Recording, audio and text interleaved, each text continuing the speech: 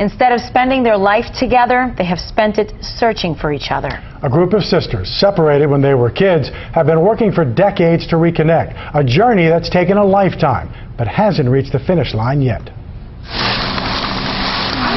Betty Robertson is celebrating a one-of-a-kind birthday. This is a wish token that says on the back, my favorite saying, never lose hope. Because that's so very true. That's where we are. Never lose hope. And because Betty never lost hope, she's enjoying her 57th birthday surrounded by her three sisters for the first time in her life. It's just stuff you wouldn't imagine in your wildest dreams, and they're all sitting at the table with me. It's just crazy. Their story begins in 1956 with this picture. Betty, 3 years old at the time, along with her sisters, Bonnie and Ann, who were 5 and 6. Their parents, Robert and Evelyn Williams, gave them up to the state, who put them into a foster home in North Louisiana. 3 years later, they were adopted, each going with new families and new directions. That was the last contact the three sisters would have. When they left, it was like, okay, what do I do now? You know, they took my life away. Because it's all she had, Betty clung to the tattered picture for decades, wondering what happened to her sisters and dreaming of a way to find them. It's the only thing I had to hold on to when life wasn't going so good. And I knew that, well, you know, you think deep down inside, I'm going to find them one day. And we're going to all be together again. Living in Shreveport in 2005, now more than 45 years since she last saw her sisters, Betty decided on a whim to try something crazy. She put her story for sale on eBay. She called it Lost Memories. For $5, you got the picture of the three girls and the story of their separation. I just thought I could, you know, get it out there, get the picture out there, get the story out there. And maybe we could get a connection. The newspaper in Monroe, Louisiana became that connection. It loved the you can sell anything on eBay angle and ran the story. And Bonnie Thomason, who lived in nearby Ruston, saw the article. And I thought, there's too many similarities for this to truly be, you know, a coincidence. First an email, then a phone call, and then the realization they'd finally found each other. I get a telephone call from Betty, and I just said, I think I'm your sister. And she went nuts, and so did I. And we talked, and we compared notes, and do you remember this, and do you remember that? But it was like, it was a dream. The two sisters got together and restarted a relationship for decades in the making. And the picture got a little bigger. Meanwhile, unbeknownst to them, a woman named Sandra Hampton is living in Baton Rouge. She, too, is adopted.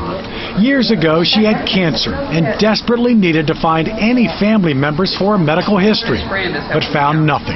But everybody told me the same thing. Well, it's virtually impossible for you to find your siblings or your mother and your daddy. But her son Brandon wouldn't give up and nightly scoured the internet and adoption websites.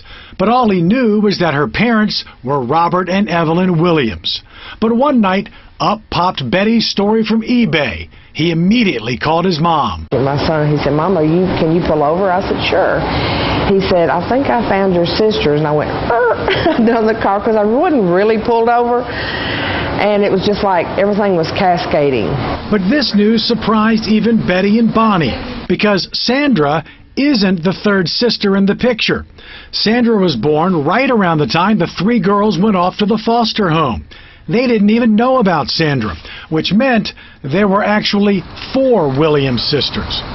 Days later, Sandra drove to North Louisiana and joined Betty and Bonnie for another family reunion and a larger picture. And then, you know, I said, wow, I've got a family, you know, and still, like I said, to this day, it doesn't seem real, but it is, and it's great.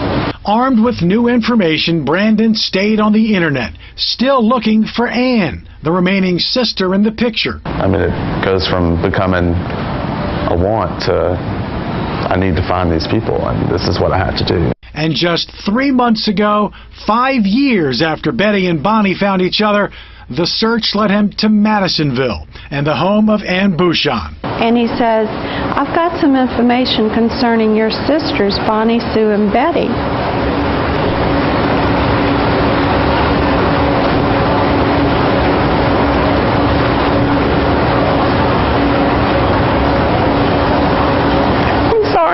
Shortly thereafter, another reunion. And then last week they met in Biloxi for a sistercation, as they called it, marking only the third time ever all four sisters had been together. This is the first time that I've had to celebrate, to sing to my sister after 51 years. And so they're all together, a picture-perfect reunion. Except there's one more twist. Someone's missing. The youngest sibling, sister number 5. Apparently, when Sandra was adopted as a 1-year-old, Evelyn Williams was pregnant with number 5. The sisters have since learned it was a girl born in 1957, but that's all they know, except they will never give up hope.